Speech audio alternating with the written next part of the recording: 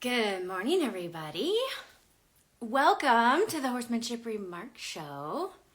Well, it's August 2023, and I know for a lot of you, it's hot.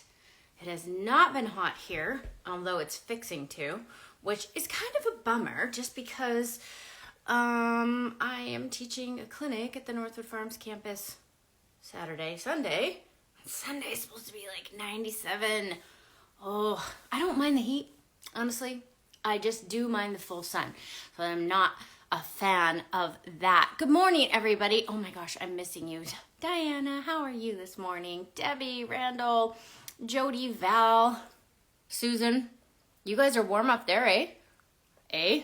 You're warm up there. Who else are we missing? Mike, hi. Good morning. Why was I thinking about you the other day, Mike? I don't know.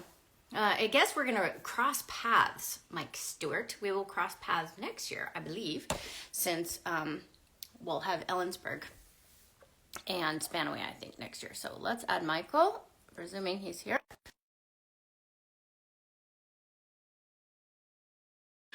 He should be here in just a second. I feel like I can never get this tripod how I want it. Hi, good morning. I don't have any way to test the color.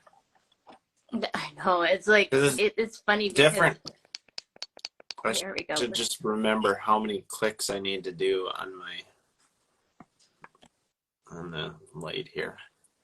Because I do it, sometimes, I didn't do it today, but sometimes I try to get the color right using the photo app, doing a selfie, and the color is different when you do it. Exactly, and that's where I try to do the same thing, like, is to get this set up, and then it's different. Yeah. Anyway, whatever. So Val just said that it's 55 degrees. She has a flannel on at the shore. What does that mean? North. Where is she? In the North Shore of Lake Superior. Superior. About 5 hours north of here. Ah, yes, Lake Superior. So I'm listening to Superior Death by Nevada Bar right now. I've read the book and listened to the audio several times, but it's good stall cleaning material when you know, so anyway. Lynn, good morning. Yes, doing well this morning. What? So Lynn, this is some of these guys are new names. Jeannie, good morning. Hello, everybody. I don't know. We might be getting some new folks. If you're new here, maybe shout out your first name just so we know, and we'll do our best to remember. A little more light. That's what I would say, Michael. The color is fine. I would just say a little bit more light. Just turned it down. Oh, I can't see you. Glaring. I know. Eyes. Nobody knows what we suffer through. What's on your mind this morning? Did you see my news? What news? Guess what it is. Did you get a mule? Are you effing kidding me? No! You Do you want to hear said the story? no way. I know, totally. You have a problem. You have a What's my problem? What's my problem? You can't say no to a equine. Oh no, I definitely say no lots of times. Well, I know, but you can't say no to one you sort of want. Well, you know what I can't. If she says no to you, it means she doesn't really want a horse. Hey. I was gonna say I said no to you a lot. And yes, it did not work out. Yeah, exactly. So let's talk about Katniss really quick. So whoa, hold on though. You got this little mule, Molly. Okay. Feather. Her name is Feather. Did you name her that, or was that her name? I named her that. I named her that when I first saw her. I don't know why. I just was like, oh, feather this, feather that. Feather's up to $7,000. You know. Do you want to hear the story? Yeah. No? Yeah. What were you doing? No. Okay. So, as you recall, you were like, you're going to get a mule. And I'm like, no. But here's the part I can't resist. First of all, I really honestly did not think that I would get her. First of all, when you can get horses for on the same auction for basically nothing, because they're all wild and there's lots of them, right? I think out of 500 horses, you guys that were watching, correct me if I'm wrong, but maybe 100 got adopted. Maybe 100 got what? You cut out. Adopted. Oh, really? Mm-hmm. And out of those, the minimum bid was $125, and I probably 50 of them went for $130, and then, you know, maybe it's $300, $500. There were a couple horses that went for, meaning a couple, you know, that went for $800 to $800, and one that went for $2,000. So, and I would have no idea why people were choosing those horses, but it was really interesting to watch. And the mules, I guess my point is, the mules are so rare in general. Like there's just not that many mules in the country, let alone a yearling, you know, let alone completely untouched, right? There are some, but there's not very many. And then occurring in the wild is extremely rare. Yeah. Audrey was just telling me yesterday that she, you know, her parents bred them. And Yep. she was like convincing mares to even stand for a jack when, you know, when you're kind of purposefully putting them together is tricky. Mm-hmm. Let alone some sexy donkey that's out in the wilds of California, like, hey, baby.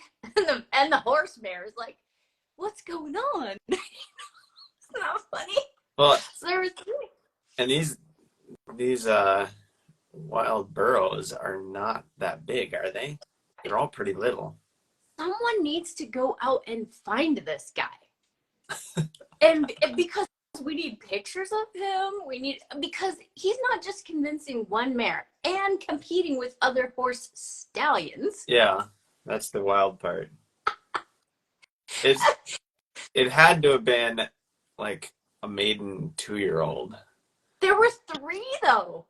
3 mollies or 3 mules? 3 mules. Wow. So there's a band of mares.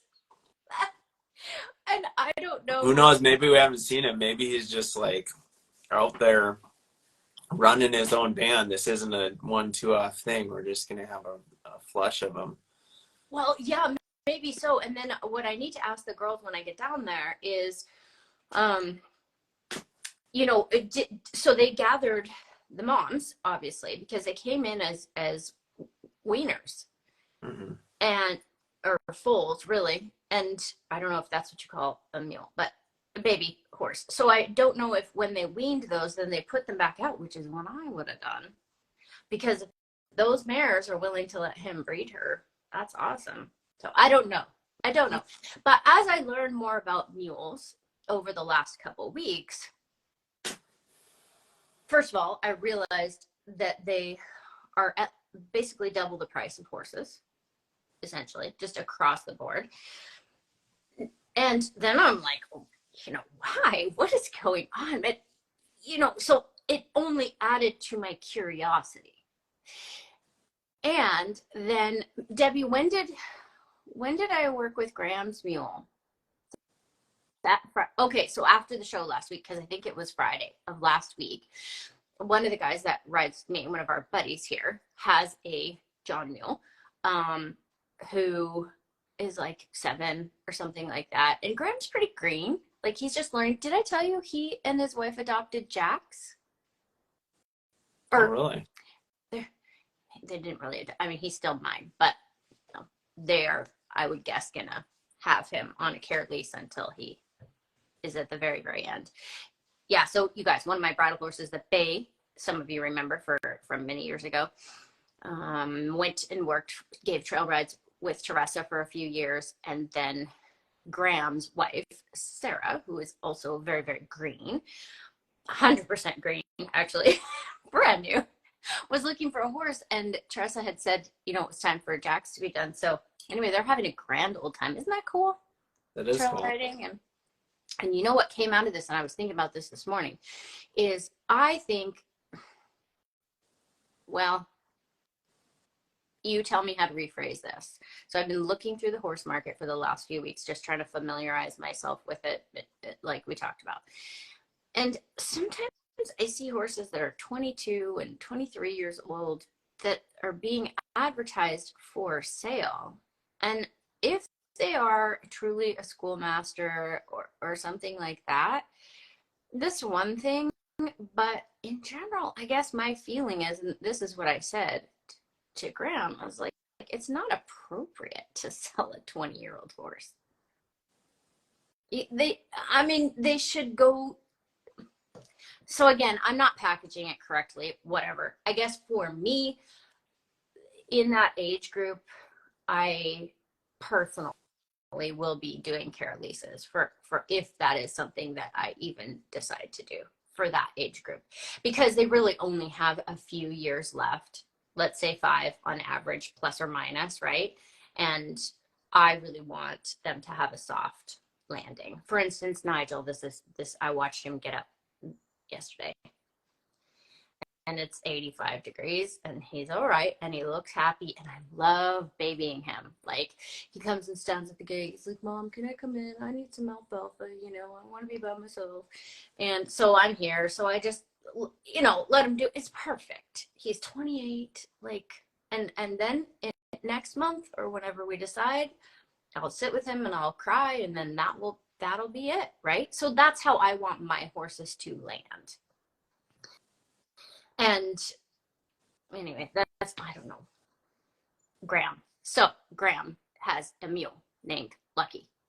And this mule seemed to have been started before, he was under saddle and did some packing, but it kind of seems like some things maybe were missed, not by Graham, but by somebody else that had started him. Who knows? I don't really know. He's not good about ropes around him. He gets really scared if something comes loose on his pack and touches him. So I feel like in our land, that seems like something has been missed. The gal who started him and trained him is pretty popular and experienced, so I would have to talk to her to really kind of understand. Anyway, Graham really wanted me to work with him. So Friday, I'm driving to Debbie's because it turned out I had a couple hours Friday afternoon last week. And so Audrey and I have been playing phone tag. So Audrey Bevins Boone, right, is a friend of ours in Virginia, and she grew up with mules and donkeys. Like, donkeys were her, hi Lisa, good morning. Donkeys were her first animals that she rode, actually. So anyway, on my way there, we finally connect. I'm like, I've got 16 minutes. Tell me the gist. Bill me in. Yeah, and so what she really said, she goes, oh, you're going to do fine. She said, because the big thing is that you need to be friends with them. That's the deal. And so Lucky was my very, very, very, very first experience with mule, and this was last Friday, a week ago. And Debbie had him roped around the neck by the time, which I guess he just let her put it around, I think, his neck, but in a small round pen, like in a 40-foot round pen. So I just did everything we do, feeling around, and he's gorgeous. Oh my gosh, I love the way they look. They look amazing. Anyway, that was my first experience, and I might take him on as a little training, like a 30-dayer, because Feather's going to go to Debbie's next week. So I'll be there every day anyway. So anyway, we'll see.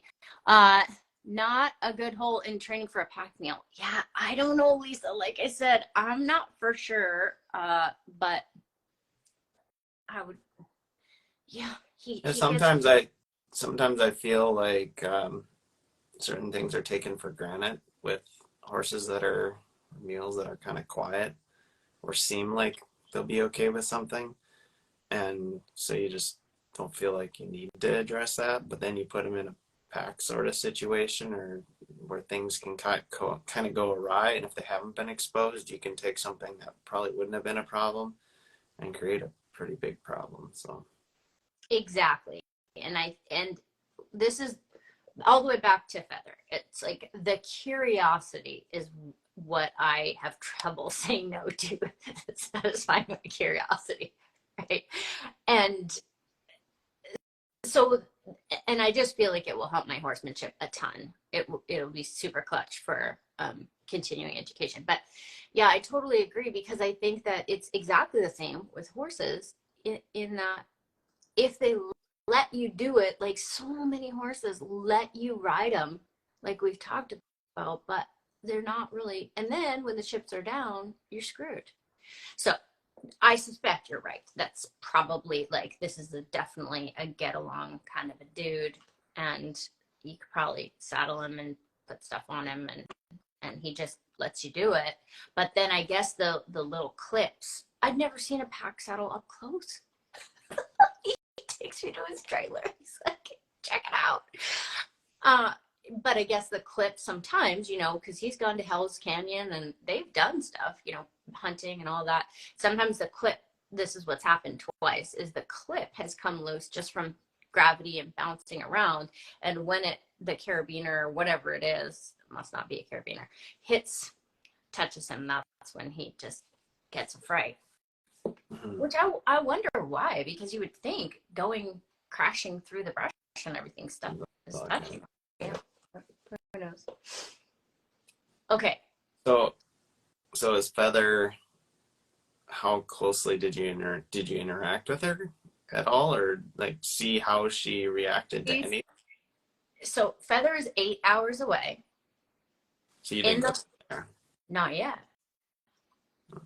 You just saw her online.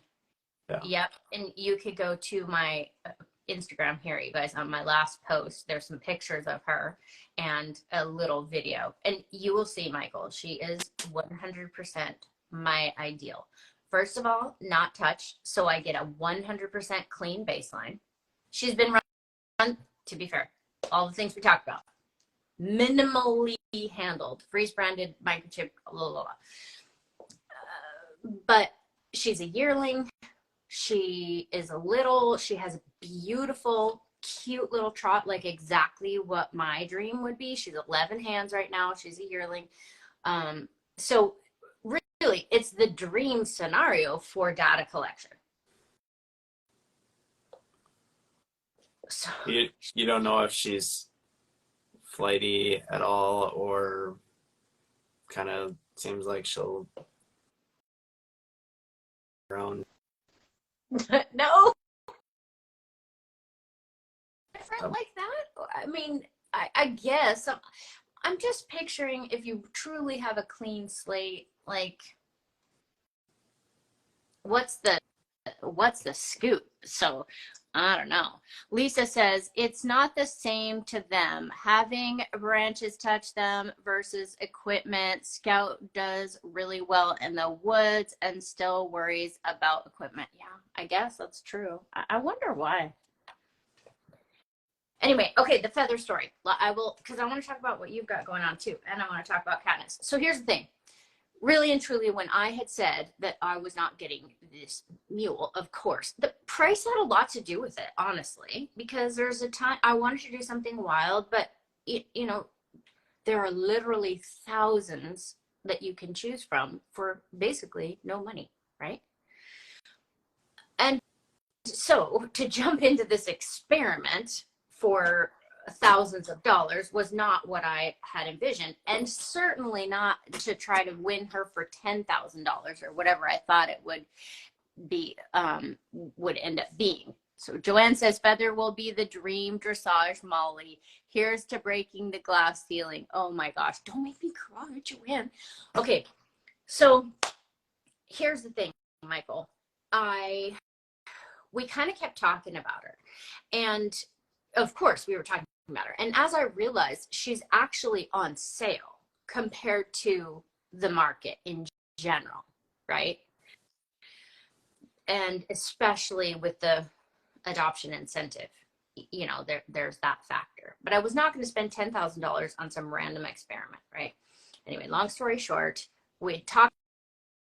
All of a sudden, whoever that was that had bid her up withdrew. So she was all the way back down to $2,000. And so we were all talking about her, and because the auction ended Monday at 2:00 our time.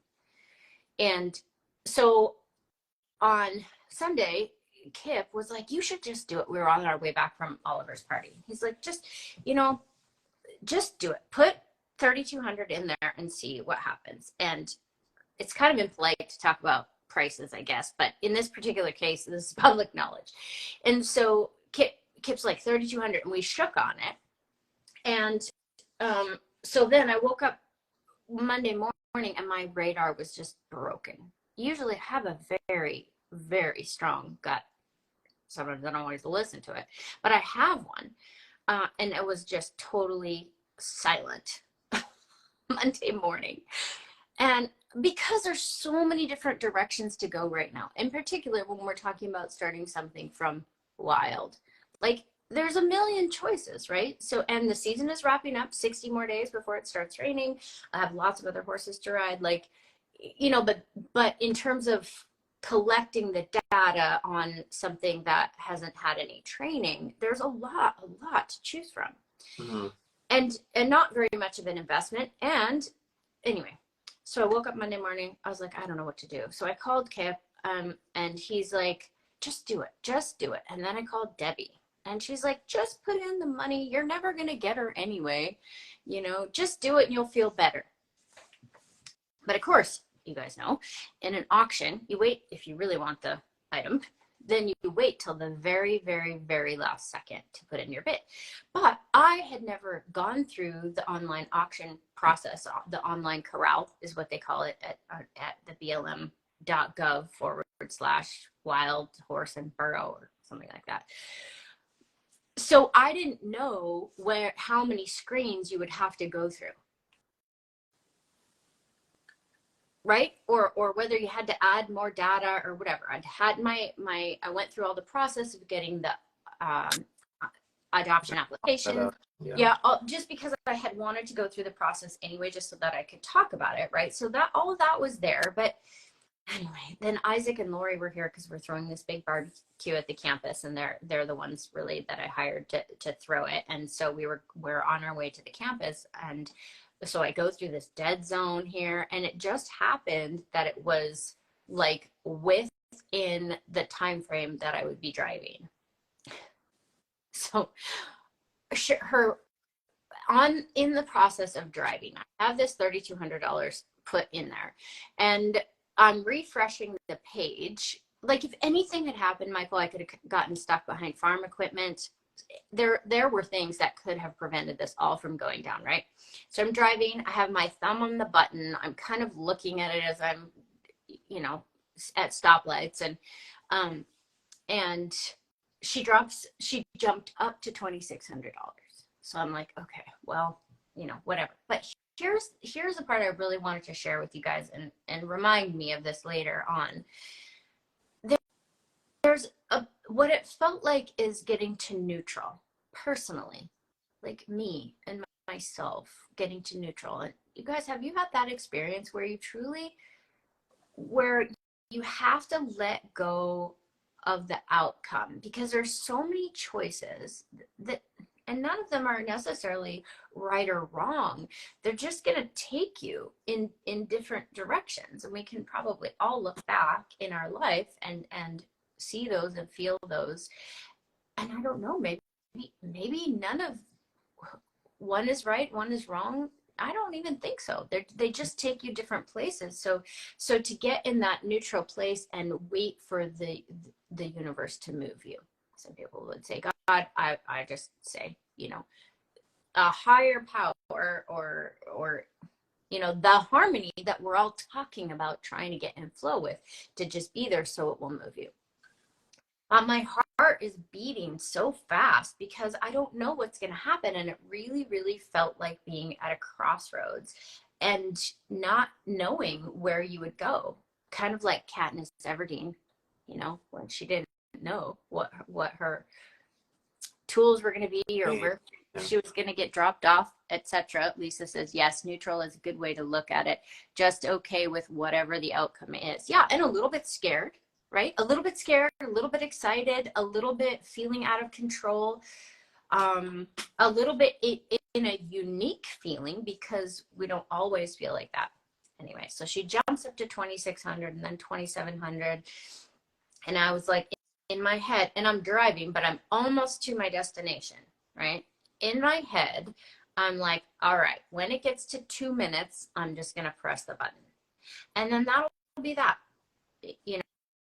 and maybe I'll have to go through a couple screens because I was just about there. Because if that had happened and I had to use 2 hands or something like that, I would have had to pull over, obviously.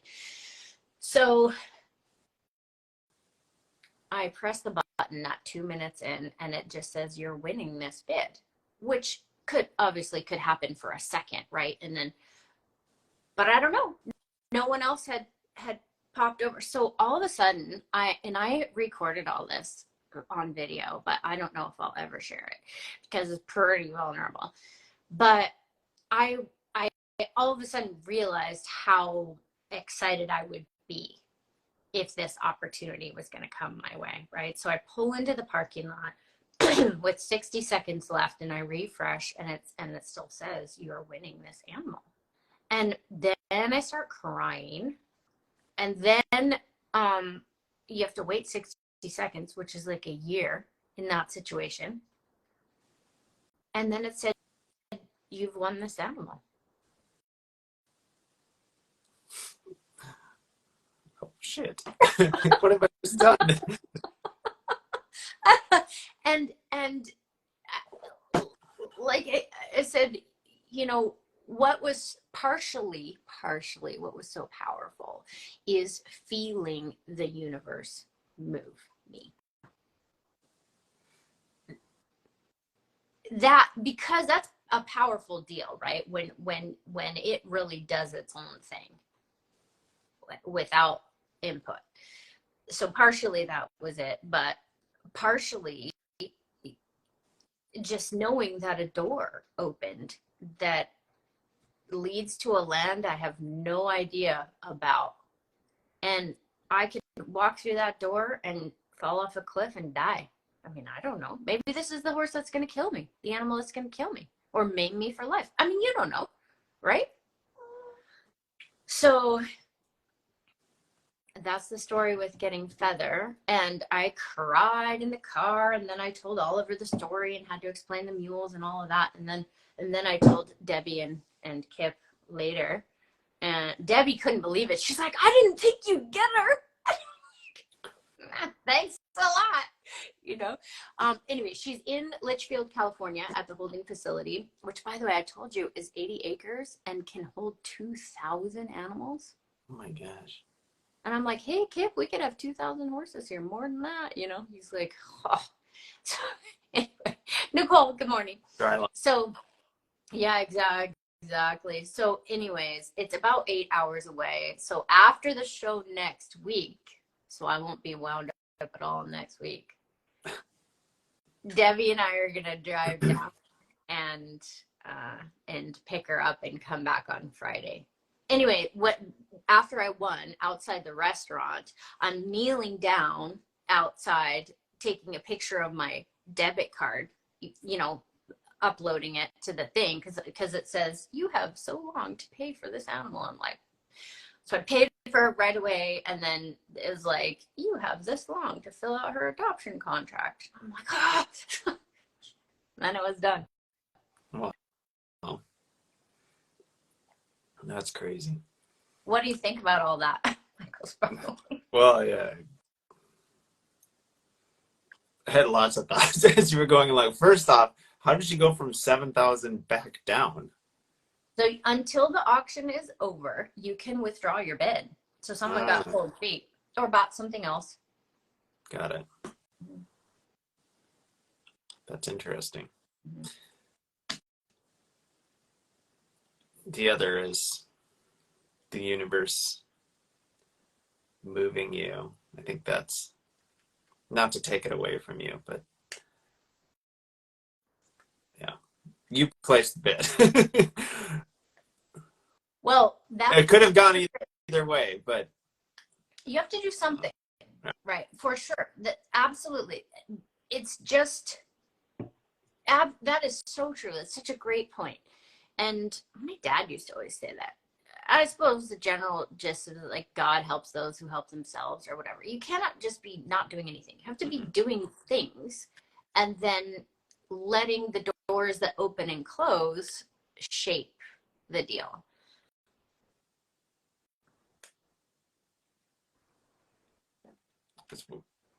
Yeah.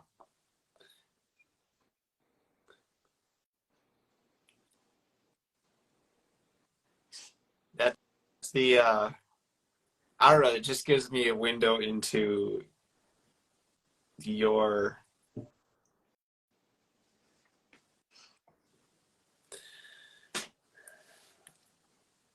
structure in terms of the spiritual, which you mention all the time. I mean, you use that term, but that's a little bit more an overt expression of it than other times, which is surprises me. That's all. Really? Like in what way? In what way? I don't know. That's surprising to me because I'm like, that sounds so much like me. How could you have been my friend for so long?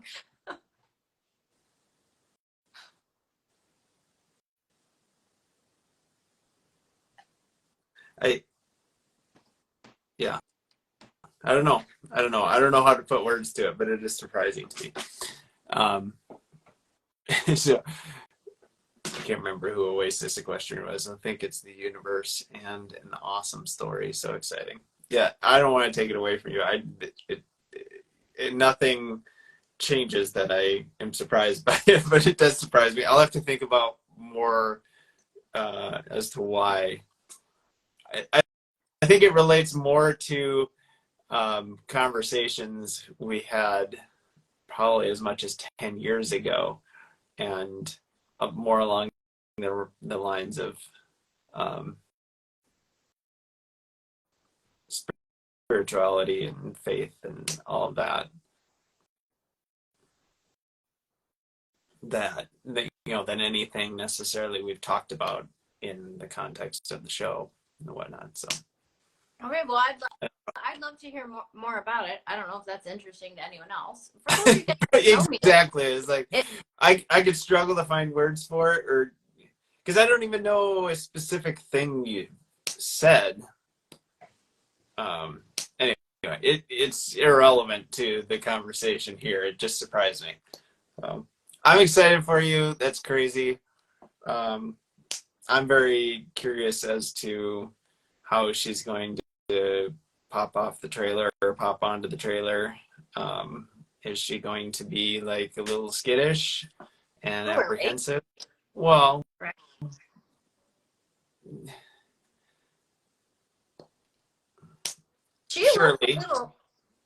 Surely, yes, because they don't have a lot of exposure. But you can. There are some that are more stoic. I mean, just horses where they kind of are like taking it all in stride. Like, okay, this is different, and kind of are thoughtfully taking it in rather than bouncing around and reacting to everything.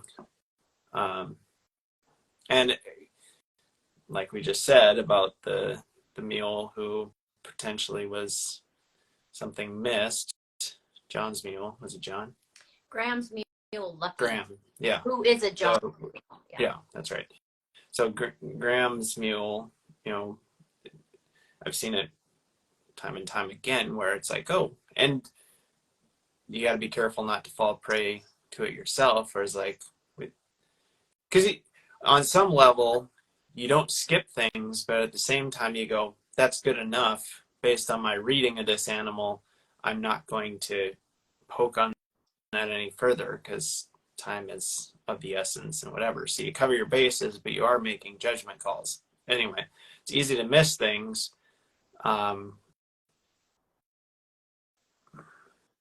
So not saying that's, I mean, you're certainly not going to do that. You're going to cover all your bases pretty thoroughly. But is she one that's going to, you're going to feel pretty confident right off the bat in terms of her being able to handle more? Will that be your first impression, or will it be more of like, whoa, okay, we're going to have a little bit of confidence building to address here? So. 100%. Lisa says Kip might have to endure some braying. It's a brinny when it's a mule. Really? Well, yeah. So a combination between braying and whinnying? Yeah. Brinnying? Hopefully it'll be a bricker. That's a bricker. Oh my gosh. Is that a real thing too? Bricker? I'm sure, right? Like I've heard brinny. I've heard brinny, but not bricker. Yeah, Michael. So is it brinnying? Mm-hmm. Brinnying? Mm-hmm. That's a mouthful. Mm-hmm. Oh yes, of course. Gary Bailey knows all about it, and so does Buck. Those guys are like, Gary, I'm like, hey, are you gonna be my backup? He's like, you're not gonna need me. Which I might. I mean, but he's like, she's gonna love you. Whatever. You're gonna make friends with her. They love friendly people. They love that, And I'm like, Buck, what do you think? What do you think? He's like, it's a mule. And I'm like, I know. Cute for a mule, Here's the thing. So strange yearling, never done a strange yearling. I've raced horses, but I have never worked with a strange yearling. Never done a BLM horse, never done a mule. So we are packaging many things all at once. So but Michael, that is an important component in that. What is there to do with her, really? I mean, get her halter broke, loading in the trailer, make sure we can get her feet done. So she's going to Debbie's right away because Debbie is set up for a horse that's halterable. And I sort of am. She's probably would be okay here, but not really quite as set up. So I'll go to Debbie's a couple times a day, and I'll be the one to take care of her and get her gentled, get her halterable and in trailer, at tame. Gentler and reseller for $3,300. Yeah, get my tip money. Yeah. Are you kidding me? Can you imagine? Because again, there's been 10 wild mules in history or something. So she's a piece of Americana. Come on. There you go. Anyway, I don't know what is there to do. So basically, she's just going to come home, and then she'll just be around until next year, I would think. Do a little something, but what else is there to do? I guess got a year to make friends. Right. So as if it'll take a year. Yeah, but I guess what I mean is if I got a 2 or 3 year old horse, then we would have more of a baseline of like, okay, how quickly is this all going to progress? I think with Feather, it's not exactly a good test of all that, just because she won't be not clean. I mean, she'll be clean, but she won't be untouched by the time you go to move through things that they're. Yeah. So. Exactly. She'll be tainted by then. That's right. And it's not, it's if you get a wild horse, it's like, well, get rid of that one, shoot it, get another one. Just kidding. But with the mule, it's like, well, we only have a few of these, and no pressure, right? Like nobody's watching. Oh well, whatever. I'm just gonna do my best. I love being a rookie. Super fun. What else? I had another comment on that. I don't remember. But it will be fascinating, I think. Yeah. So I was actually thinking of Daisy, the donkey that you've worked with some, and it's pretty fun that you got Feather. I have a Fjord that just showed up the other day who knows how to pull away, you know, just turn and pull the rope out of your hand. Um, but she's not, um,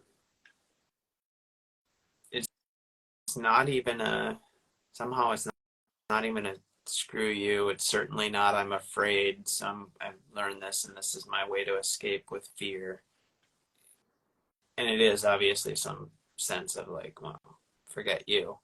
I know how to do this. But it's not a real frustrated or upset thing. It's just like, well, I learned this thing that works, and so I'm just gonna like do that. But it's nothing personal to her. It's just something she learned to do, right? So I'm kind of putzing around with her, and Stephanie's gonna end up working with her probably. But I'm just like, I'll see what she does. Like I wanted to see how does this express itself, because you know that's about all I was told about her, and how this, you know, she's like, we needed someone stronger to work with her, because the young gal that kind of taught her this, she just didn't have the wherewithal to hold the horse. So I'm thinking, am I going to have to, you know, have her in the round crowd, work with her from the saddle horse? Am I going to have to, you know, flag her on the wall and let her hit the end of the rope? Am I going to have to like wrap her around a tree? You know, like what's it going to take to hold her? Well, all she really does is going to the right. She's learned, so it's really pretty like laughable. She's just learned to turn to the outside, and I kind of, I wouldn't say I let it happen, but I was kind of wanted to see what she'd do. So I didn't put a lot of pressure on it, just kind of waiting to see what was going to happen. And she just casually turns to the outside and wraps the rope around her, and then looks at you out of her left eye. And so I just held on, like, because she didn't run off, didn't try to pull the rope out of my hands. I just held on and kind of sat there. And she just struggled for a while, but I wasn't forcing anything. It was basically like putting the rope over their rump and waiting on them. She put herself in that position and then had to figure a way out of it. And it was hilarious. Like I kind of, because it wasn't real extreme, it felt very like, why even block this? Like, I don't have to never let this happen again and make sure she never gets to nose the outside. It was really kind of calm and calculated, just like, well, this is how it goes. This is what I do right here, and that's it. Makes sense. That's where the pressure has gone away. So I let her do it 4 or 5 times in a row and just held and waited. And then she unwrapped herself, and we went back around to the right. And then she did it again, and just held and waited till she unwrapped herself and went back around. It was like 3 or 4 times, and she's like, that doesn't work. Like she just stopped doing it. And then I kind of put a little bit more pressure. I kind of gave her a little bit more cause to go, forget this. And I think she maybe did it one more time. Or I can't remember, maybe I started blocking it a little bit more. And I don't know, it was just right away, you could feel her thinking, that didn't work. Maybe there's something else I should do, you know? Like, I love that. And it was a very quick wheels turning realization. It wasn't like, this is going to work and I'm going to do this. And, you know, this is how I angrily get away from the pressure. So it was cute to like see her try it. And it was just like, you're kind of looking at her going, oh, this is silly. And that was kind of it. Like, I know it's on the menu for her, so she's still going to consider that. And, you know, at this point, I'm not going to just casually let her do it. I'm going to be blocking it. But, you know, you could go in there with that story and go, all right, I'm going to have to X, Y, or Z, rather than, you know, kind of just seeing what you had. Like, in my mind, I was ready to do any of the things I just listed to kind of muscle up and block a horse that physically, me on the ground, if she got the angle, like you just can't stop a horse that knows that angle, that is that, you know, probably stiff and blocked up and strong, right? So, you know, just kind of out of curiosity, seeing what she'd do and reading right off the bat her kind of general attitude about things. She wasn't angry about anything or kind of on the muscle, just me interacting with her. She was very open-minded. So that was kind of fun. That sounds awesome. Did you say Halflinger or Fjord? Fjord. And then so yesterday, that first day, I just kind of was curiously messing with it on the ground, and there was kind of such a quick change. I didn't do a whole heck of a lot. She wasn't worried about the flag. I got to where she could kind of tip up to a trot going right without having that thought. Like she was just committed to going forward and around. And got some connection to the hind leg, but without a huge amount of bend. Like she wasn't really committed to rolling up. So yesterday I worked her horseback and kind of kept in there.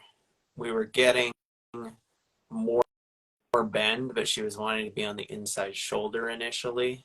So I was kind of in there close, bumping her over with my stirrup until, you know, it was a little bit of bend, but on the shoulder, and then it was the shoulder came loose, but the bend wasn't there, and just, you know, kind of repeat until, you know, she just kind of floated over there before too long. And then she was kind of draggy to come up the rope, but not too bad. Like if you came on real abrupt, she never sat back, but she was like, all right, I'll let you drag me and I'll just kind of be a dead weight for you. But if you brought it on a little bit slower, it was still, I'm going to wait for it to pull on me, but she didn't feel that like heavy, I'm going to become dead weight and let you pull me around. She found her way off of it, and then I could do it a little bit quicker, and she was like, okay, I get the idea. I'm going to be trotting right now. So it wasn't purely I'm following your horse, but I let it be a little bit more of that because I knew if I just like, I'm trotting off and let her hit the end of that rope, she was just going to stick her nose out there and be probably heavier than Degamo was going to have the strength to drag. Like at a certain point, he's going to say, this one's too heavy for me, even if he could do it for a while. So, because she's a big girl. So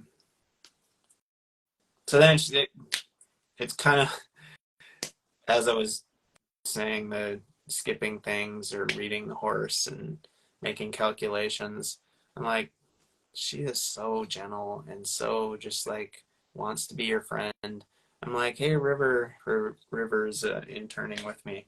I'm like, River, come over here and saddle her up and get on. So that's about what we did. River, did I meet River? Yeah, you met River, right? River. She was at yeah. Cool. So she saddled her up. She kind of looked at the saddle a little bit, but then I was like, oh, whatever. Because I, moved her around a little bit, trotted off a little bit. But it was like a couple glances at the saddle, like, whoa, that thing's going with me. And then, like, no concern whatsoever. Pretty much acted as if the saddle wasn't there within a matter of moments. So I'm like, all right, get on. And just didn't have River do anything outside of just sit on her. Did the same thing again. It was pretty interesting, though. To the right, as soon as she had a passenger, was on that inside shoulder a lot more than she had been without a passenger, which surprised me. I mean, River's pretty small. It wasn't like the added weight was going to affect her hugely, given how solid and stocky she is. But nor was she like rigid and tense about it. But it was curious to me. I don't really know why. I don't know why it matters.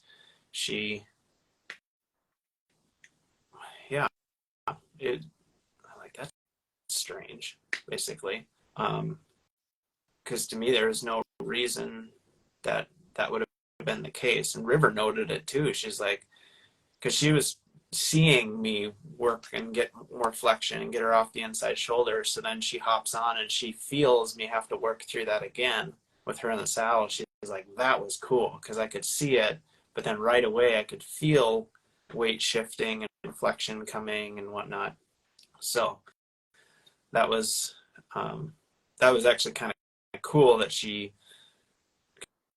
kind of regressed there going right and kind of was back to leaning. And it wasn't even a brace sort of thing where she was resisting the rope. It was just, okay, now that I have this rider, I'm going to kind of tip that way rather than round out.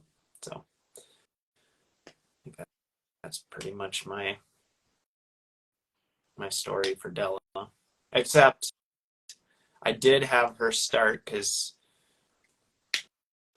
what I was telling her is, I mean, we could kind of get her going under saddle pretty nicely doing this and get to where we don't end up in a situation where you're kicking and kicking and kicking and having to wait on her and she's going, you know, maybe I can put up with this, maybe I can't, maybe it's not worth it, maybe I'm going to get frustrated by that, maybe I'm just going to be dull-sighted and be like, what is that, and not feel the need to move because I can tolerate a lot of pressure. It's not highly motivating. Or the rein, we know she's going to brace on the rein some, given her experience of going, well, I'll take that and I'll just wrap around this way, even if it is pretty casual, not mean-spirited and innocent. Like, that's in there. So I said, well, let's just have you start to get some influence with your legs. So I had her, you know, just do a little bit with the inside leg. She didn't really respond right away, and then I just kind of curled her up. No effort whatsoever from DeGamo and I. And so we did that a few times, and then pretty quickly, I don't know, 4 or 5 times, she just like started doing a littlest bit with the inside leg, and she just swing over, which could very well have been otherwise, particularly with only 2 sessions, you know, the experimental one and then yesterday working her horseback. If, you know, we'd said, all right, she's a gentle horse, just pile on, I'm going to throw you a couple rank, you know, throw a snaffle bit on there, or try to do it with halter and lead rope, and now you just put your first ride on there and see how it goes. Like, And then, and then you're planting all those seeds from her back of, let's wrestle you around and whatnot. So I think it's not how I generally start a horse, but I think I'm just gonna let me move the feet, supporting River or Stephanie, support them, just kind of planting seeds of, here's a better response than just standing there and going, well, why are you doing that? And kind of experimenting with pushing into it. So that's a great idea. That sounds like a great idea. So, and that's Della. It's a perfect example, surely, of like, because you could stack on ride after ride after ride after ride, and it's fine, you know. And then all of a sudden, when there is trouble, and there is, you know, it's so much of a delay. I'm just correlating, you know, that's the problem with, you know, horses that let you do stuff. Horses or mules or donkeys, animals that let you do stuff. Which, the reason I keep harping on that is because that there was so long, me understanding that is only a decade old, really, because, and really in terms of being able to speak from experience, it's maybe only 5 years, really, maybe a little bit older than that. But and what I mean is that concept of, you can get along, but if you haven't planted the seeds that will ultimately allow you to be the solution to trouble. Well, planted and watered and seen sprout, you know, like, they have to be more than just little seeds of an idea. It has to there has to be a little bit of a root there for it to work for you. in a pinch. And even if it, when you said when there's trouble, like even if there's not trouble, like I don't see her reacting to very much, right? Who knows? We're going to cover all our bases as we go here, but you know, relative to other horses where you're like, there's going to be trouble. Like you can see trouble all over the place, and even if I cover all my bases, trouble could still show up. I'm not anticipating huge amounts of trouble here in terms of fear related to the rider, or fear even reacting away from things. Nothing phased her in terms of moving into a new space. She just walking, whatever. But a preference to be one spot or another, or a just having an idea of I want to go over there. I mean, it's as innocent as, I bet I could turn there, and it worked for me for a while. Even if that's our trouble, if we haven't really planted, let root, and got a seed going, if we've talked about the stacks of paper on the desk, like she's got, I don't know how many experiences of going left when there's a field going right. We have to kind of stack the deck on the other side to counter that. So. Mm-hmm. And I guess just to add to that, especially on a horse like Della, trouble could be many years ahead down the line, and it could just be a very rare experience. Mm-hmm. That then you need those things. Maybe it won't be for years, but if a horse like that does get afraid, or a turkey popping up on the trail, or another horse ramming her from behind because they spooked and you're going down a hill, I mean, getting caught up in wire, having to trailer load in an emergency, like all the things that might pop up once in her lifetime. Mm-hmm. And you probably survive it, I suppose, anyway, but I just think of when the trouble finds you, mm-hmm. if a horse has just let you do things, and you haven't planted and watered those seeds, and you don't have any roots to get you through a windstorm, it's tricky. Yeah. Mm-hmm. Yeah, and I was thinking about this yesterday, I think, where I have some horses here, as you know, that have had some experiences. Good. Well, Noah, let's say, has had some pretty terrible experiences. Remy has had some, which were generally good, I think, but not complete. And then Bonnie is the example of a horse that really doesn't know anything other than the person is the solution. Doesn't know a lot compared to how long I've had her, just because I haven't been consistent with her, but I really notice it.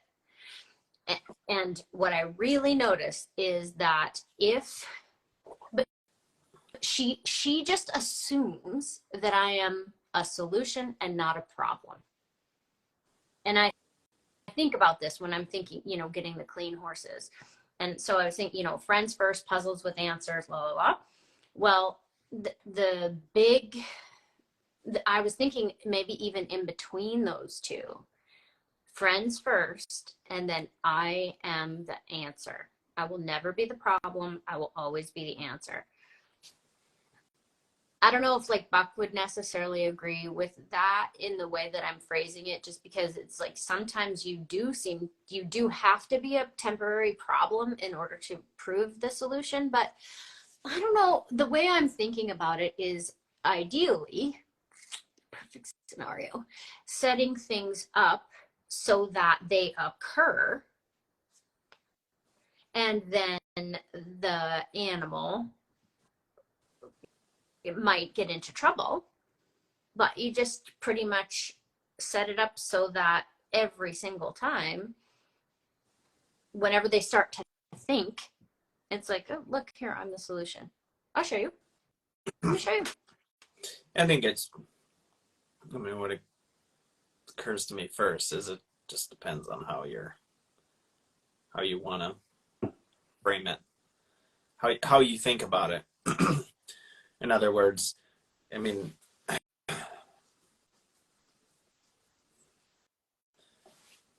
don't know which of the forefathers it would have been connected with, but you want them to think that they're doing it to themselves. Say they run into pressure, you don't want them to necessarily even associate that with you. You want them to, run into your block with your arm. They come to bite you, and your arm goes up, and they think, "Whoa, what did I just do? What did I run into?" Rather than taking it personally. And I think there's an element of that too when you're exposing them, where you can present it in such a way that you're disassociating yourself from the trouble, which I think Buck does, but he may or may not be thinking of it in those terms as he's doing that, just because that's just not the way he has thought of it or labeled it, probably more than thought of it, more the way he's labeled it up and, as he's done it. Even though that's for sure how he does it. Exactly what you're saying. Yeah, oh, for sure. Where there's this invisible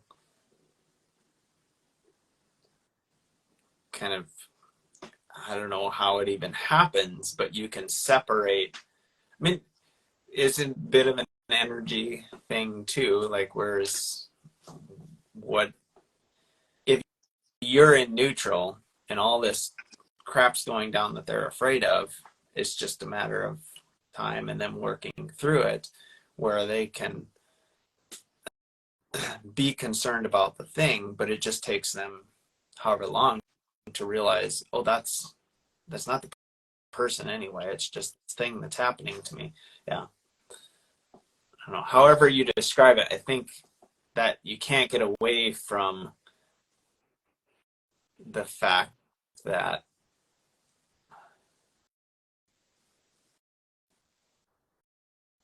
in order for it to work out, the two have to be dissociated at some point.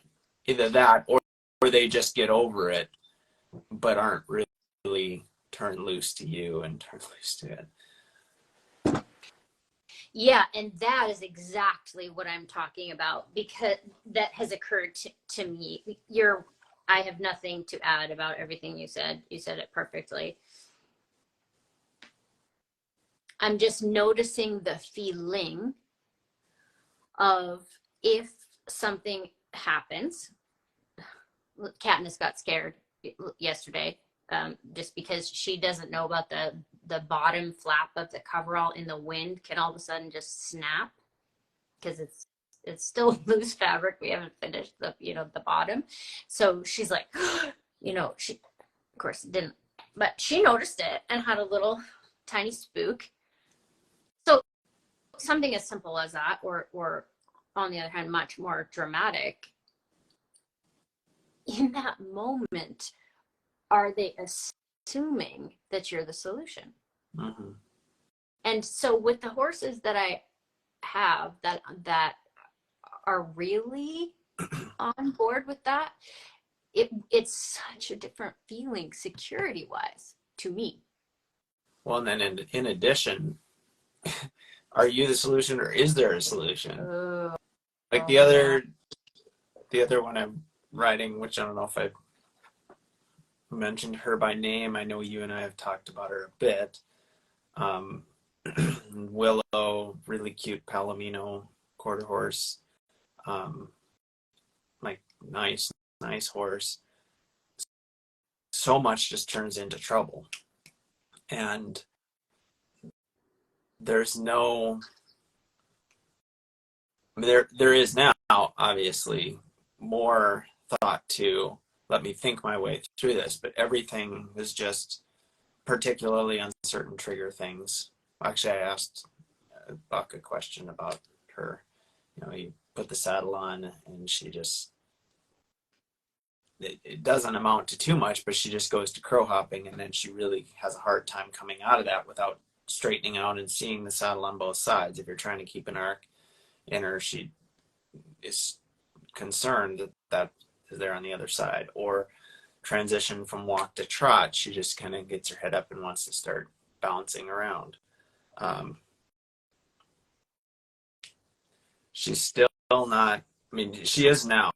Like, yesterday was a really good ride, a really good session where I felt her going, I think, like, I felt her mind really working at, I bet I could do this without being in trouble. As opposed to, this is going to be trouble, and me going, no, hold it together. Don't spring yourself inside out. I'll help you through this if you do have trouble. It was like she was working at, okay, how do I do this without going there, right? So like, we're cracking the core of, or the shell of, this is a problematic thing for me to do, because it's never worked out to where I felt really comfortable with it. Or if I did, it was kind of a fluke that I wasn't really thinking about, right? Like, okay, I walked off there, the saddle didn't scare me. But it wasn't the saddle scared me, but I'm going to be okay without my needing to help. Totally. That's where Gary says, it's got to work out enough times so that the horse believes in it. Yeah. Speaking of... Oh, go ahead. No, you go ahead. It was very interesting because what I've done with her, not usually what I do, but I knew I had the hindquarters and just felt like it was the thing to do. What I've been doing with her is do my groundwork without the saddle, throw the saddle on. Well, for a while I saddle her up and then just kind of pony her around for a while, leading her up, working the hindquarters and all that. And she got to where I could saddle her up. I'd do it at first without the rear cinch, and then I'd have someone come out and pull the rear cinch on her, and be kind of easing her into, because I know the rear cinch is a part of the concern with the saddle. Till I could have them tighten the cinch, pull up the rear cinch, and had no reaction to me leading her off, moving the hindquarters and all that. But I then went to, okay, I'm going to do my groundwork without the saddle. And then I go to saddle her thinking, okay, maybe we're through this. Sure enough, as soon as she's standing good for saddling, which was not a thing at first, okay, now she's standing good for saddling. But still, that moment we move off, she has to grab herself and get tight, which is just like what I'm saying. Like, I'm going to have trouble here. Like, I know this is a scary thing, so it's a response. I don't think there's any way I can do this without getting in trouble. She's not looking to me, like, she just doesn't believe it, right? So I was just like, well, skip that, because it's definitely a pattern. So I'd saddle her up, throw the bridle on. We're not moving. We haven't moved a step since we put the saddle on. Bail on and just ride off. And she doesn't care. She did at first. I mean, she was definitely, oh crap, first few steps, and I'd have to corner her. But I could corner her and then let her be straight again. And because I knew I could bend her, I knew I had the hindquarters. And then she could kind of be seeing the saddle and go, oh, okay. But it was that circle from the ground where I couldn't really let her get straight, just by, or even if she was in a round corralling, could kind of, if she was loose, there's not very much of a curve there. She can look to the outside. But then she's like out there on her own, kind of. Or if I put the rope on her, then it was, I get troubled, and now you're taking away my ability to see the thing that's troubling me. So if I didn't have the hindquarters, if I didn't know I could bend her, certainly wouldn't be doing it that way. But kind of one day I'm like, I think this will be okay. I think I can get her out of the, out of the jackpot. So that's how I've been going about it. Haven't moved her around with the saddle right after saddling her from the ground at all for a few weeks. Right? It's worked out. So yesterday I'm just like, I threw the saddle on and forgot to have my headstall right there. So my headstall's, down 30 feet. I'm like just casually, okay, let's see what happens. Like, I'm pretty sure, I hope she's going to be good about it right here. I knew it could be a thing. I wasn't just like, oh, I'm sure it's fine.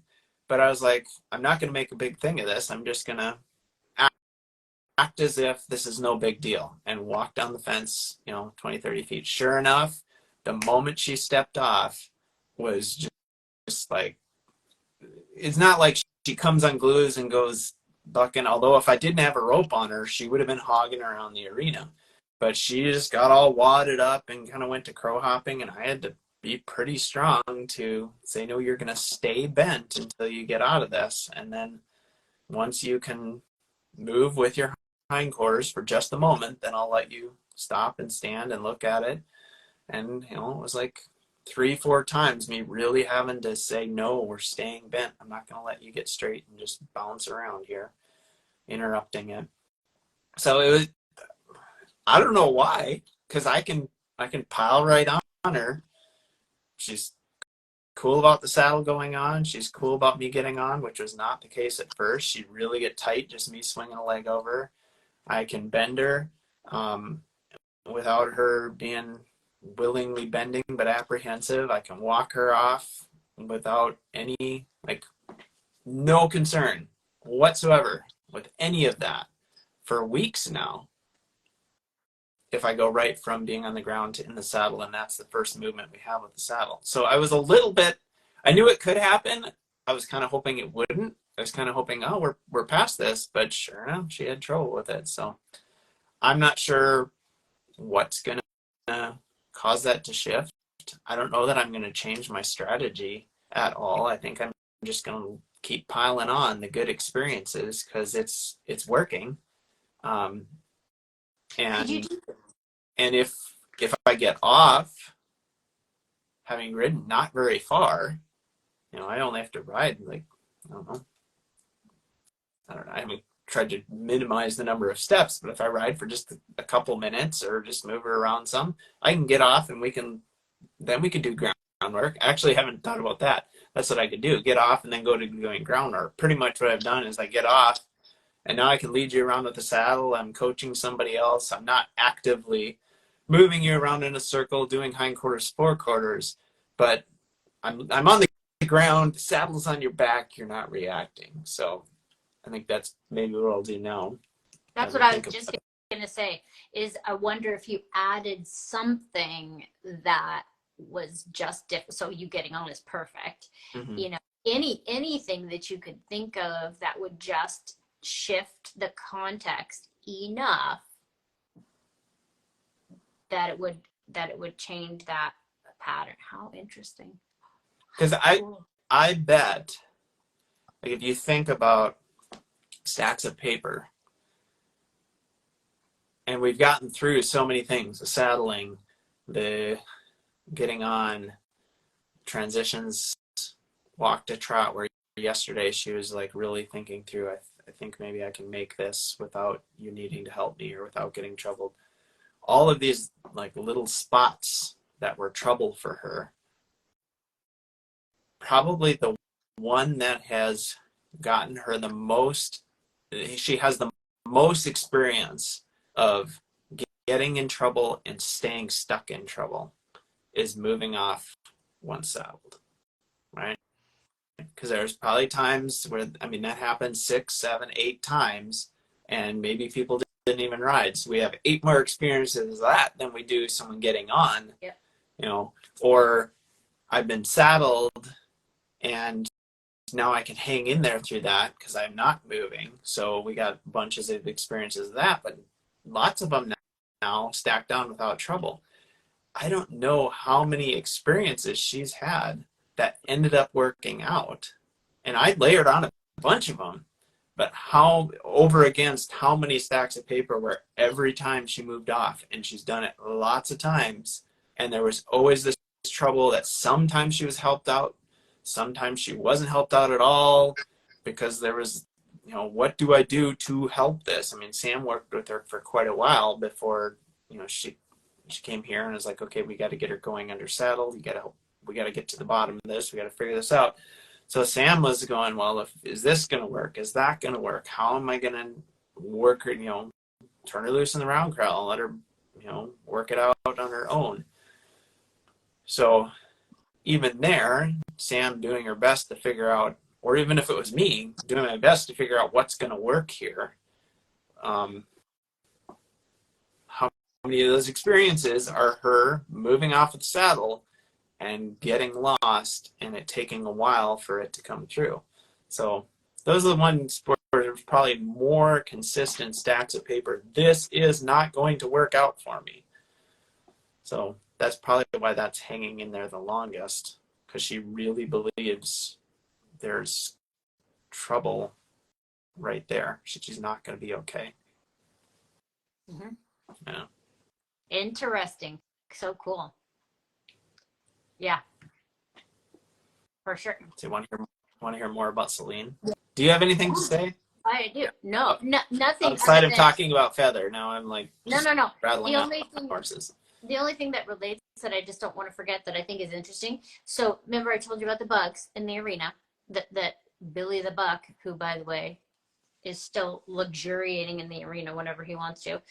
You know what I'm talking about? Uh-huh. Like the fleece in the sand. Uh-huh. So Novella really, really had a lot of trouble with them. I told you about that, right? That they really bothered her. They bothered Lil too. I'm sure they would have bothered all the horses, but she had a few days where they really were bad when I didn't know about it.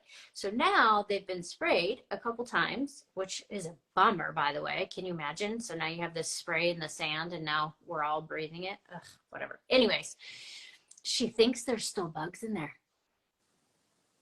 So Katniss, Bonnie, everybody else is fine. So I'm like, Novi, I really think there's no bugs in here.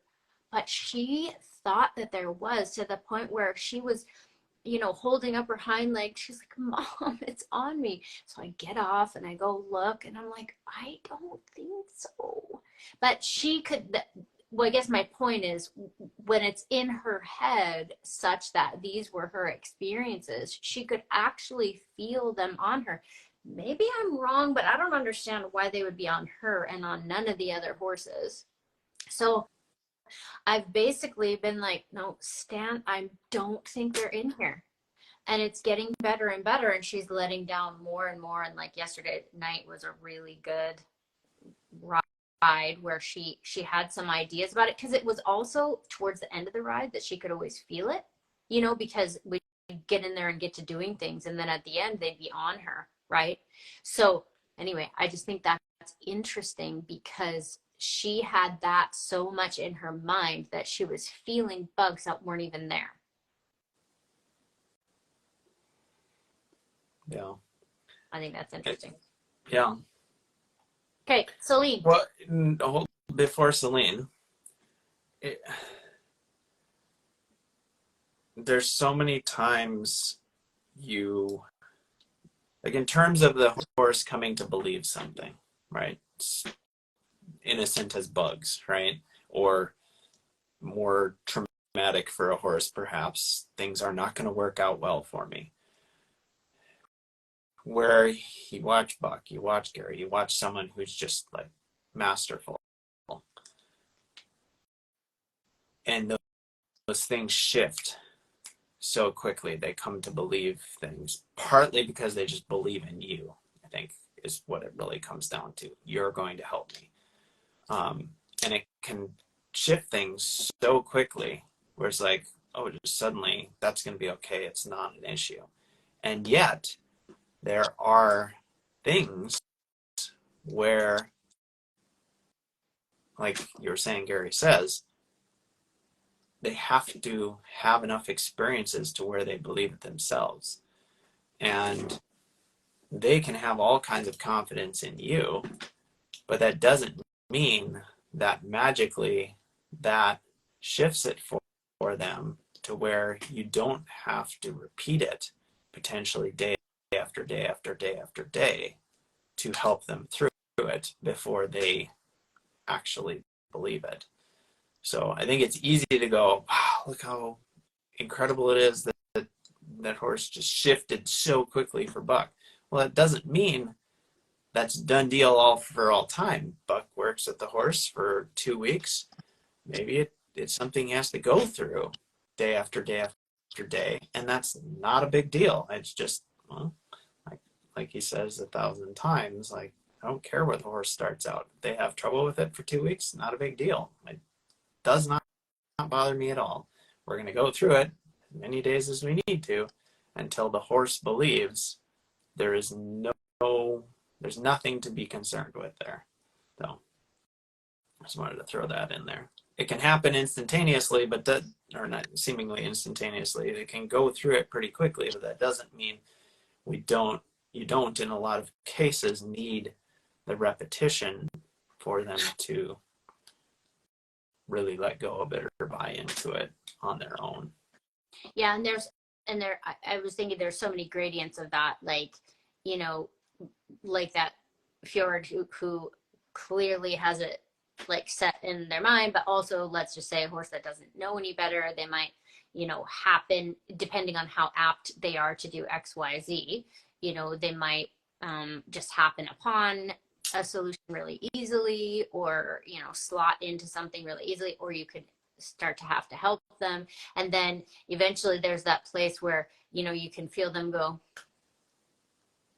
right, and then they'll do something, and then that place where it's like, this happens and I just do this and I'm really confident about it because it always works out, for me.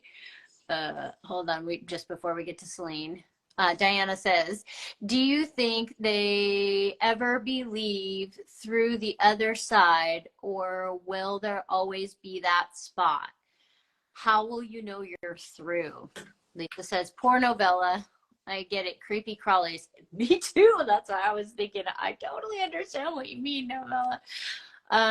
So Val says, sounds like people with exactly, wood ticks or something. That is exactly what I was thinking, you guys. So do you want to address Diana's comment? Well, I think my first thought is, just like you said, there's gradients to it. If it's, oh, this worries me, but I never really experienced this, and whatever, they can get through it fairly quickly, all the way through to, and then it's a done deal. It's like, oh, okay, I experienced that, it worked out. Or like with Della, it's in there, but if it only worked for her for like 2 weeks, and then this, I don't know how many times she turned to the outside and pulled the rope out of the hands of this gal, and she didn't know what to do about it, so she's just like, crap, stop, start over, rather than just standing there waiting for it to come through. I don't think it's going to be a lot, because it was just I bet this will work. There wasn't this is going to work, and I know how to bring it.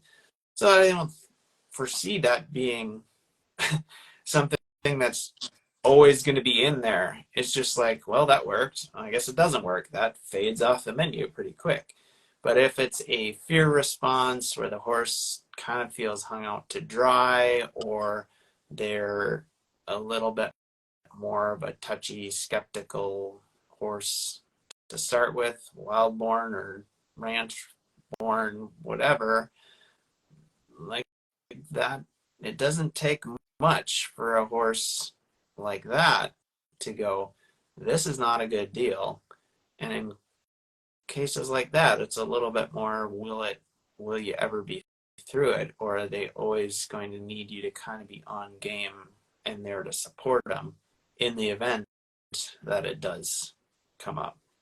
You might not want to just casually assume, oh, we're through this, without always going, I'm here to support this horse because that's the horse I'm riding. So I don't think there's one answer to your question. Well, and Diana, I think it depends on just like you just said, Michael, many answers, but I would say part of the way you could think about it is how much it was highlighted on the menu, or even sometimes something will pass through the menu so quickly that it won't ever get printed there. Mm-hmm. But then other times it will be very, very strongly on the menu, but you can move it off. Imagine like at a restaurant, if it gets moved off the menu and so far many years have gone by, it would take like a certain amount of triggers to be like, oh yeah, we did that one thing, all that, and it sold really well. So you see what I'm saying, Diana? Is like at a certain point it could be so far back in history that yes, it would always be there compared to a horse that never experienced it, but it would have to be dug up a bit. Well, and on the menu and memorable, right? If it was on the menu and it worked out Many times and or just the first few times, this really scared me. It was prolonged for a bit, but I got through it. But if it's on the menu, this didn't work out, never worked out, I got out of the situation by kicking the whole pack saddle off of me and running down the hill, that item's on the menu a little bit more because that worked out, right? But if it's you know, it scared me, it really was pretty traumatic, but it ended up working out. Someone helped me through it right then and there. And I think that the solution can be contextualized as well, and that's why I think, let's say if you're in your horse's life for many, many years, and it ends up being that when you are with that horse, things work out. So maybe those problems will never show up while you're with the horse, but maybe at a certain point someone else could take the horse, and you have been such a part of the solution that enough things get set up, and they're like, well, because they noticed that shit. Like they noticed the ingredients to solutions or problems. So yeah, Michael, how would you say, like, for instance, we've talked about this before, but a pulling back horse is really a confirmed pulling back horse is always going to be a pulling back horse. And let's say a horse that's had the saddle under its belly, or the same thing with the pack saddle, you know, hanging off and running down the hill. Those are always going to be potential things that a horse or a mule is probably not going to forget. They will be in there. I bet you that's a little bit what she's talking about. You know, and Buck, and I've talked to Buck about that recently. I think I mentioned it. It's like, you know, pulling back, Vivian is a good example. A pulling back horse, she doesn't pull back a tire. But I'll bet you the right situations were set up, and she absolutely would have that as a possible solution to get out of trouble. She would look to me for, like, if I was there, or if it was the context of me and our property, or, you know, an event that she understands or whatever, there would be a lot of things that she would look to for solutions before she would go to that pulling back. But I think if all else failed, she would go to that. Or like Big Jackson with the saddle under his belly, that, you know, when he was young, then that's always going to be in there. And I made him a nice snaffle bit horse, and if he's in the groove, you know, he doesn't even think about it. But I bet he's had a long time off now and is retired, but if you saddled him up again, that would be in his mind for sure. Is that's what you were saying, right, Michael? Yeah. Mm-hmm. Diana, so yes, makes sense. You're welcome. And then Joanne said, I was just thinking about the halter pulling back. Mm-hmm. Yeah. Mm-hmm. So that's a pretty good segue into Seline. The context and them looking to you, them trusting you, them going, this works out, this doesn't work out. So if you remember, Seline is the Friesian cross, who, let's try to remember, she's Friesian, Percheron, paint. I just figured out yesterday. Half Friesian though. And I guess her mother is the Percheron paint and is just an easy, get along, super quiet horse. Anyway, Seline is the one that really was kicking out.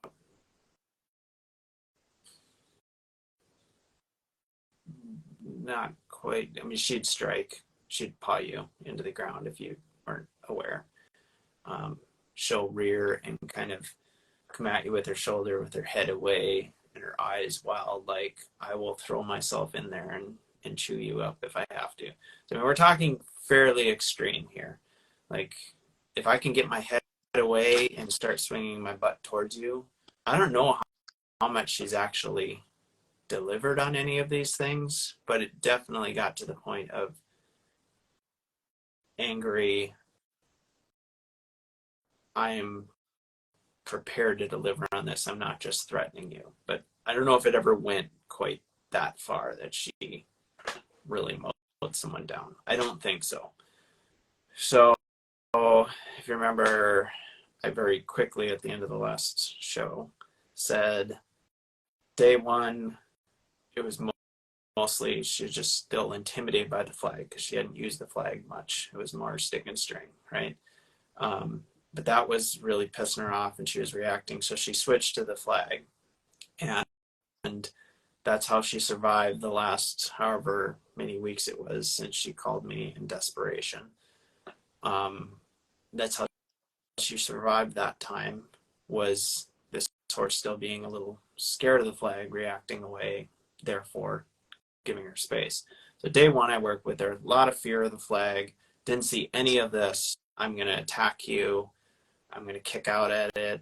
There was just so much intimidation, and she was just going, I got to get away from that thing. So did like I do, you know, this isn't going to hurt you. You can stand with it. You don't have to react away from it. You can move around with it, petting you, and, you know, the whole 9 yards. And I would ask her to yield from it, but there was still that, okay, this, I'm not so sure about it. So, you know, I could send her around me, I could pet her, and like, okay, now we're cool with the flag. Didn't see any of the, don't you dare ask me to move, I'm going to push back. Well, day two, an entirely different horse came out of the box. Still had to do a little bit of don't worry about the flag, but it was confirmed enough from day one that she's like, oh, okay, yeah, right, I don't have to be worried about it. And then ask her to move, and she's like, no, not at all. And so that was pretty quick, came into the, one of the things she does when you drive, that she did, and the reason I say she does, because she did it again yesterday, but we'll get to that in a second.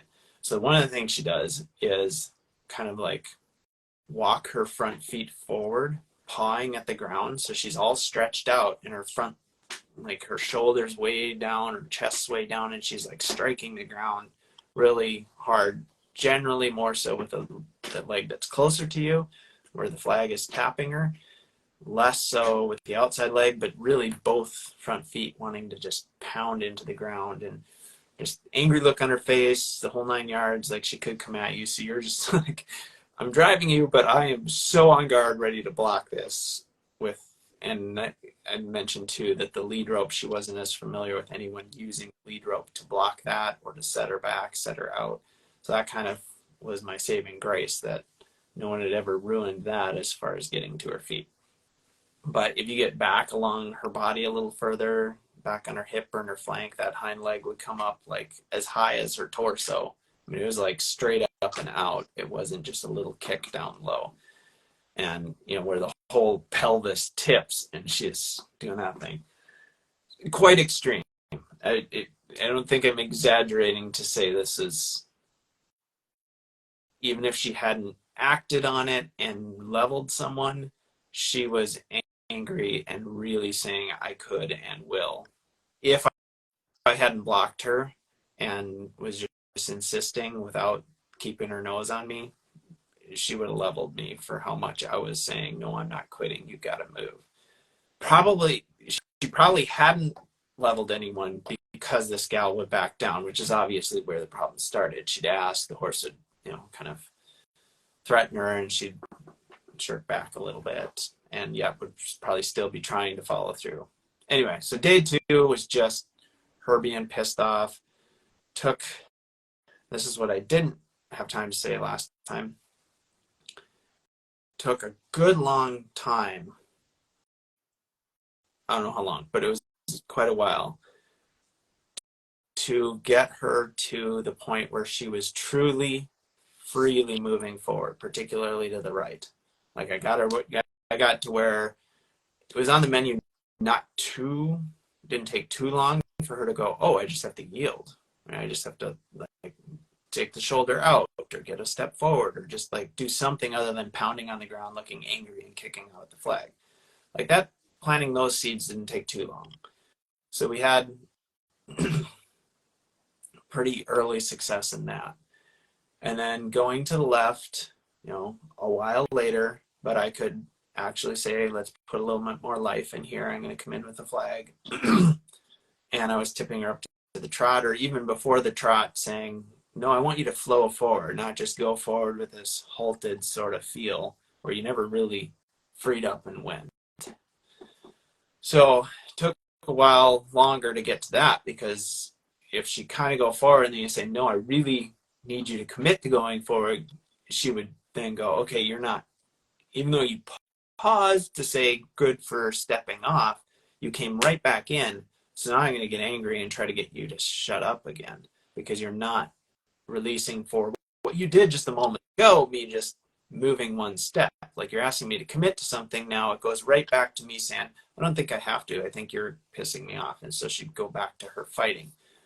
Anyway, going to the left took a while, but she freed up. I probably did the walk and then went to the other side and then came back to get the trot. But over the course of however long, we had a free moving walk. We had we could tip up into the trot, and it wasn't just 2 steps of trot halted and then freeze again. Going to the right, pretty different case. It took a good long while to get through all of those stages to where it was like freed up at the walk without having a pushback and then freeing up. It was just, we move off. Okay, you're kind of still halted, or maybe not at all. You just free up and we go. Okay, but we get there. Much easier to the left. Going to the right, that took a while longer. And boy, to get her to free up at the walk, me say, okay, now put a little effort in there, just a couple strides of trot, and flow out of it back into a still free moving walk, that took a lot of time and persistence for me to just go, no, we're going to hang on this until we have that breakthrough, and you are truly free. Took a lot, but we got there. I was really happy with where it ended. I can't remember all of my thoughts exactly, but I had some reflection that I didn't get to share last time and is now gone.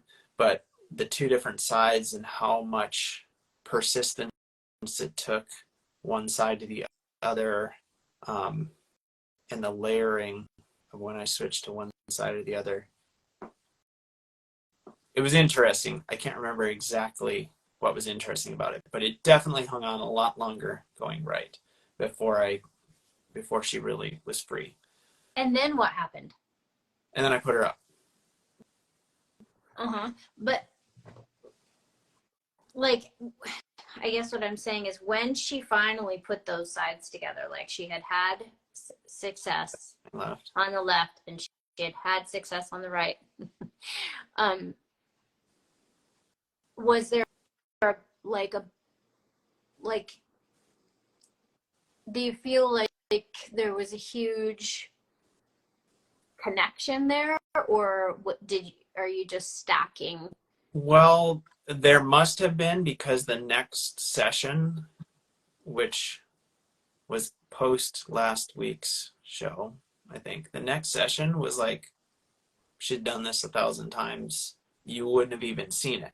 So I didn't see this like dramatic, oh, like I finally have found an answer that feels better to me anyway, and like totally buying, or yeah, this like big realization, totally buying into it. It took so long to get there. I did not go, okay, now let's repeat that. It was like they're freely moving forward, done. Like not doing anything else. And so yeah, I mean, just like, we're done. Put her up. So then, you know, quite a few days later, because I was gone this weekend, or this past weekend. So a few days later, brought her out, didn't see a lick of it. Not one iota to think anything about not going, and didn't take a lot of driving. It was just like, and that was a fairly short session. I'm like, let's just stack that on. I'm not going to try to open more, try to get this better, try to get that, give you reason to go, this is asking a bunch more, so now I'm going to push back. But came out of the box 100%. If you didn't know any better, we're through. That's all it took. We're done, right? But again, didn't really push it either to try to ask more of her. I just said, can we do all the things we did last time? And it was like, yes, yes, yes, yes. And, cuddling her, petting on her, flag all over her, and ask her to go again, and just totally willing. I'm like, this is unbelievable. I have 3 entirely different horses the first, second, and third session. From, I'm scared of the flag, so I will move from you. I'm not scared of the flag. I want to kill you and it. Don't you dare ask me to move. To, I've done this like I'm a totally willing horse. 4th session, actually no, I think that 3rd session was shortly after the 2nd session, like the next day. It was the 4th session. She'd been out for a few days, came in. She was a little bit looky at things. We were moving around in the arena more, because it started out pretty responsive, like about where we were on day 3, but more worried about the environment. Because she was responsive, I started moving around more. Let's go down to this end of the arena. Oh crap, there's a mirror there. There's a mat on the wall next to the tie. Where we have an anchor tied to the wall to where we can flag them. Horses coming in and out of the arena. Now she's less concerned about me in the sense of she's worried about my flag, or day 2, she wants to kill me in the flag. So now I'm not really I'm kind of a neutral party, but now because I'm not so focused, she wasn't so focused in on me, the world around her was way more on her radar. If that makes sense, right? So yeah. Day 4, I have, you're kind of, you see the 2-year-old kind of unfocused, distractible, full of energy kind of horse. Like she was kind of a handful, but it wasn't directed at me. It was just kind of wanted to be a kite because she was reacting to all these things. And I had to very clearly say, not through here, because she, I'm sure, had plenty of experiences of startling away from something and just about mowing you down, and you have to step back, see where you don't get knocked over. So there was lots of spots where I had to block, generally with my rope, saying, get that shoulder out of here, stay away from me. Because if I'd kind of casually done that with the flag, not thinking, because she was diving into me so much, her nose was to the outside for that moment, I used the flag, she could kick out at. So a lot of blocking with the rope. That was kind of the whole session. It wasn't yield to the flag. It wasn't get okay with the flag. It was like, get back on a circle thinking about me over here, over there, even though that horse just left. It was kind of calling her back to stay united. Let's find this peaceful place. That's day 4. Day 5, the owner's there.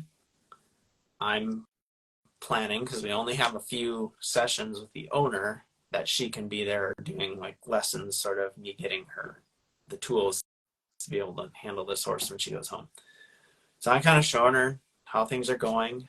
It looks exactly like it did on day 3. The horse was totally willing, was minimally distracted, but not very distracted. Just kind of right there with me, yielding to go forward, moving the hindquarters, just like she'd done it all along, right? None of the pushing back against the flag, no angry looks, no stomping the ground, no kicking out. So I'm like, okay, great. Now I want you to do this, and I don't know, 20 minutes, I'm talking her through angles, and this is how I offer it to her, and then drive, and this is the angle you kind of expose her to the flag. If she walks off, you don't want her to step to the hind end, just kind of getting her the core basics. And the horse is just willingly going along. None of what this horse had been doing shows up until it does. And I don't know what brought it on. Like if I had video, I could go back and see it, but it wasn't like she was nagging at her and therefore pissing her off. It seemed to just kind of a trigger flipped, and it was probably just enough times of her being not having a lot of presence, or her kind of having her shoulder there looking to the outside, not I'm going to mow you down, or really angry, but her not saying something about, no, I need you to stay around. Now, she was doing pretty good with that, like considering where she started, but there's probably just enough of those little, you can disrespect my space, that it starts to add up too. Yeah, it's just like little drops, and then it was like bam, we were back at day 2, and thankfully it's all kind of warning right off the bat, but it's like not like she just jumped on her and wanted to tear her down, but she just well, let's see here. Basically, it was she tapped her back on the flank after probably all these little trickle things, and she kicked out, and it was a pretty big kick out. It wasn't like a little tiny one. Right away, she went to, my pelvis is tipped, and I'm kicking straight out, trying to take that flag out of here, right? And she, it'd been going so easy for her. She's like, okay, she's feeling pretty comfortable, and she's doing a decent job. The horse was really filling in for her. And as soon as that leg came out, now it's not just I'm innocently kind of got my shoulder on you. It was everything shifted, noses to the outside, shoulders there. I'm like, get shorter on your rope, which she wasn't too long, but I'm like, you got to get shorter, you got to get her nose, and keep asking her to go. And she was just like, she might as well have dropped the rope and ran out of the arena. She's like, it's not worth it. I'm going to put her down. It's not worth my life. I'm like, okay, can't argue with it's not worth your life. But she was just like, done. Like, I am not even going to attempt to work through this with this horse. So I pick up the horse. I mean, it was like 20 seconds of the horse kicking out at her and thinking away that it took from the moment the horse reacted to her just totally checking out. I mean, it was obviously instantaneously she shut down, but it was like a few seconds, the person. Yeah, the person. And it was, okay, probably a few more seconds where I'm trying to encourage her, no, this is what you're going to have to do, before she was like, forget it. And I had to step in. It was day 2 all over again. Had to go through every freaking bit of it, all the way through to, I didn't quit until we're freed up moving forward without having to come in with the flag very much, till we were able to, and the right-hand side again was way more difficult, or just held out a lot longer, to we're freely moving forward. We can tip up to the trot and come out of it freely moving forward again in the walk, right? It wasn't trot and then kind of have this stilted short walk afterward. It was just incredible how much, I mean, if we're talking, it felt session 1, 2, and 3, like I had 3 entirely different horses. If you didn't see the sessions prior, you would have been like, oh, that's a puppy dog of a horse. She knows a lot. She's you've been doing this quite a bit. Like she's just accurate, flexible, willing, happy, cuddly. And for it to switch that hard back into committed to, I will get you to shut down. And only a moment or so where she had that thought and got her to back down. And then I'm right away in there blocking it right off the bat, saying, you will not stick your nose to the outside. I'm not going to give you room to even get that like close to me. So it's not like she did this over and over with me. I shut that down so quick in terms of her really lashing out. There's still kind of, I'm going to come at you with the front end sort of feeling, but we were right back to stomping the ground. And I had to start with, okay, now your shoulders have moved, or you had one step forward, release for that. And there you did see, the moment she gave that, you saw her brighten, like, oh, that's all you need.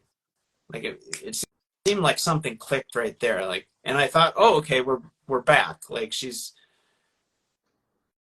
remembering that other item on the menu, that really yielding was not that hard. Like if that's all you want, if that's gonna get the pressure to go away, well, why won't I do that? So I thought, okay, this might click through pretty well. And that did come fairly quickly, where it was just willingness to move. But every piece after that was so hard won. Like, okay, I can do that freely, but now you're going to ask me to keep moving. Okay, I can do that freely, but now you're going to ask me to keep moving and like really loosen up.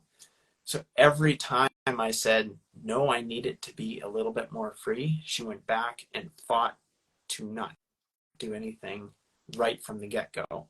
Stomping the ground, kicking out if I got my flag back a little further on her body. To the left didn't take near as long as to the right, like not near as long. I still had to work through it all. But to the right was probably worse than day 2. Not in terms of her thinking coming at me was going to work. Like she didn't try that as much, because all that, like I said, I nipped that pretty quick. That was blocked. But in terms of her saying, oh, just go forward and stay free, like getting her to really loosen up to the right as much as to the left took persistence. Like I was tired by the end of it. And it's not like it was a huge amount of physical for me, but it was a lot of swatting, just persistently being in there saying, this does not go away until you and just being that on to where like, you could come at me. You aren't right now, but you could. And there was one point, I don't remember, I don't know if my flag got in front of her chest at one point, or when I blocked the rope, the tail of the rope flicked up there and hit her in the chest. But at some point got into the blind spot, and it was one of those, like, not just I'm pawing at the ground out of anger. It was a strike. I'm going to pound this to the ground, like trying to get at whatever was under her chin. And I was like, oh, because she'd been using the flag or the stick and string to back her up, like under her chin. I'm like, oh my God, you were so lucky that this didn't go worse. Like this horse really is very patient and tolerant, even though she doesn't appear that way, given how she was handled, that she didn't act on it more than just be pissed off.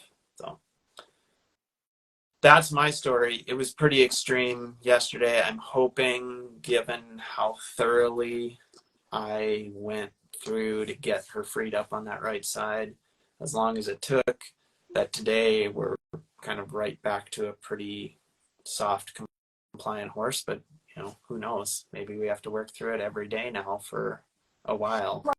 Well, It just makes me very anxious. As much as I might get done with this horse, as willing as she might be after 30 days, to send her home with this gal who's only going to at that point have 3 lessons. The first lesson, it was all just fine until it wasn't, and then she just like checked out. And at that point, I'm obviously, after how far I had to go or how long it took to get her to really free up, I wasn't going to, okay, no, you take the horse again, let's try this, So one not successful first lesson, even though she was kind of getting the hang of things, it ended with the horse really intimidating her.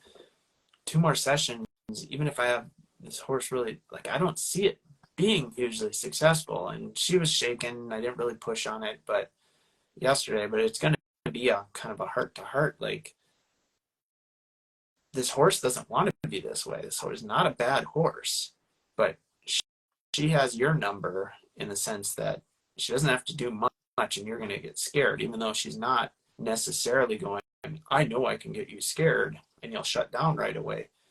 That's going to be your response no matter how little is what she does. So it's kind of a, what do you even do in this situation? You know? Yeah. So I'm gonna go through here, but it's gonna be kind of, I don't know, it's a tough one. Because it won't take much for her to go, I can't handle this.